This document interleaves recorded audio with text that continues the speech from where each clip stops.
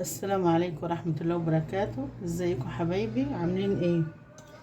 احنا النهاردة بقى نعمل ايه؟ فرخية كده في قلب بصل، في شوية طماطم، واحطها على البوتاجاز وادخلها الشواية تاخد لون بس. مش عاملة حاجة تانية خالص، هي دي اللي انا هعملها. ماشي. معايا بصلة مبشورة، ومعايا فرخاية مقطعاها 4، ومعايا ايه بصل، ومعايا طماطم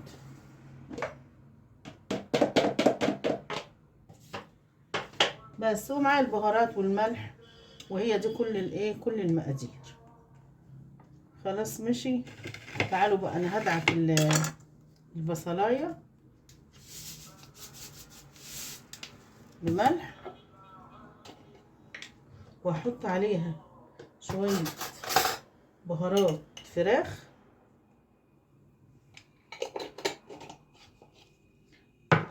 واحط شويه ايه فلفل اسود،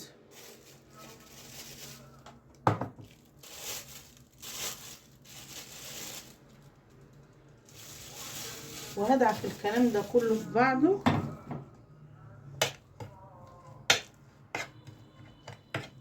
الملح والبهارات والفلفل الاسود هدعكه كده في بعضه.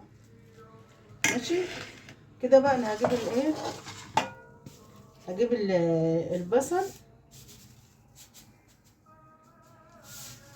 حبة بصل ملح كده، وادعك البصل كده كله في بعضه.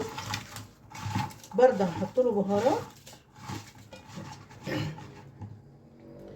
كده. هحط بقى شوية كمون،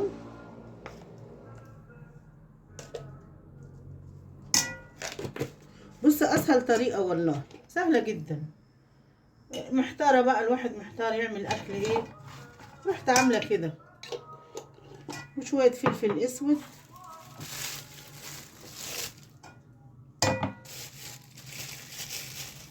وخلاص على كده كده. بصوا بقى الفلفل ده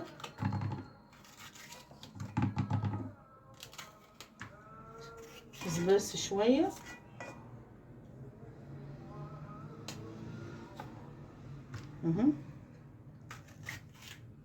كده بقى ايه اسهل طريقة. تغمسيها بقى بعيش بالخلطة اللي فيها دي، تغمسيها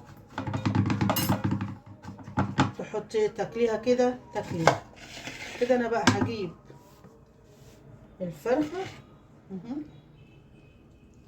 باجي هنا من عند الورك هنا بفتحه كده بس.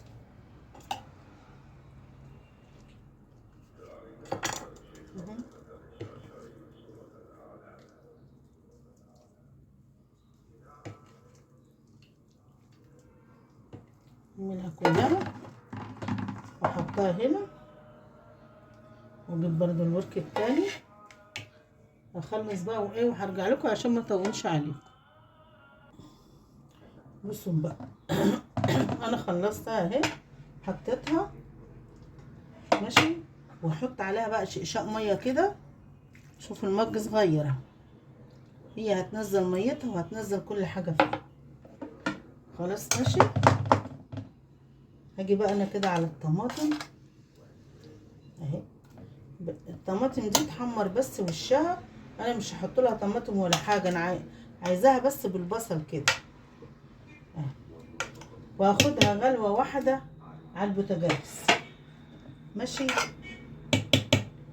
احط بقى شويه زيت صغيره، حبه زيت صغيره خالص.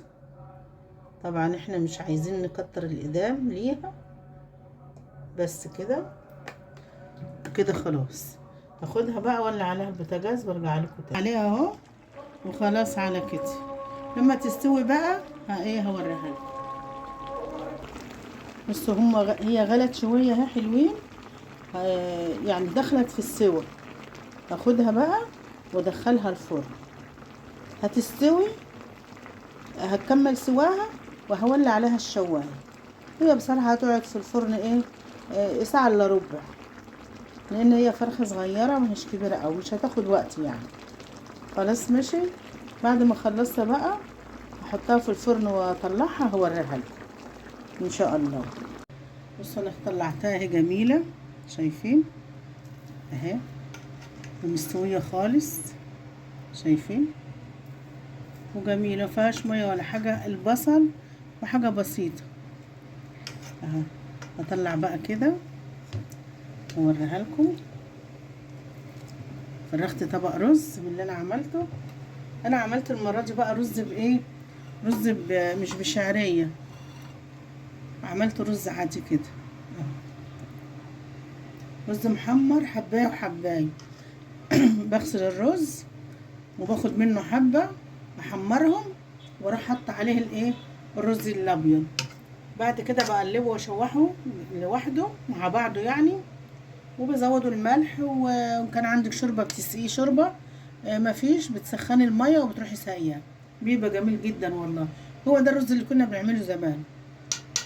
تعالى شوف هنا بقى، شوفي اه، مفيش لا بطاطس ولا في حاجه، البصل مستوي وكل حاجه مستويه اهي، شايفين. حطي بقى كده،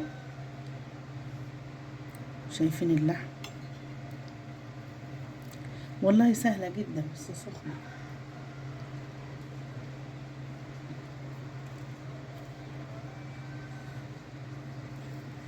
شايفين اللحمه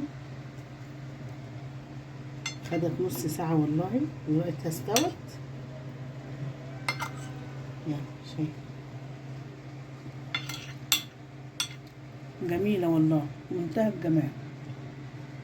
اسهل صينيه فراخ انا عملتها والله، اسهل طبخه، ما اخدت حاجه الا السوا بس، والحبه الرز على ما استوت الفرخه كنت عملت الرز.